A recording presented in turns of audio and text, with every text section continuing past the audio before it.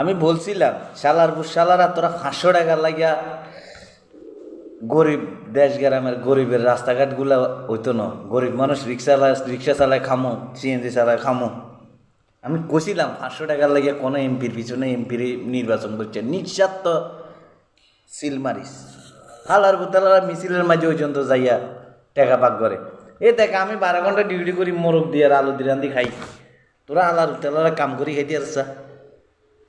মন চাইলে ধানের শীষে, নাইলে দাড়ি ফাল্লাত, নাইলে যারে মন চাই বিনা স্বার্থে ভোট দিবি, তো জোর গলা দিয়ে কইতে পারবি আমাকে রাস্তাঘাট করে দে। হালার থালা করে কই আমার কথা শুনে না, মিছিলের মাঝে পর্যন্ত টেকা ভাগ করে করাচ্ছে, টেকা ভাগ করবো। হালার থালা করে কইছিলাম। এখন এটা কোন এলাকার আল্লাহ জানে।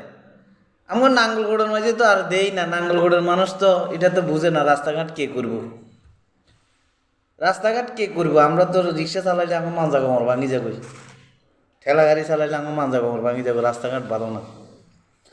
অন আল্লাহ জানে নাঙ্গলগোড়ের ভাগ্য কি উঠছে, একজনের ঠেলা আরেকজনের ঠেলা দেয়। 12 ঘন্টা ডিউটি করি যাইছি, যাই মনে হচ্ছে দেশে যাই সিএনজি চালাই খামো, বুঝতো না। কে করবো রাস্তাঘাট? বেটারা 1 কোটি টাকা লাগবো এমপি প্রার্থী হইতে, টাকা আইডি উড়াইতে আর রাস্তাঘাট করবো নি, করতো না। আশা করি লাভ হইতো না।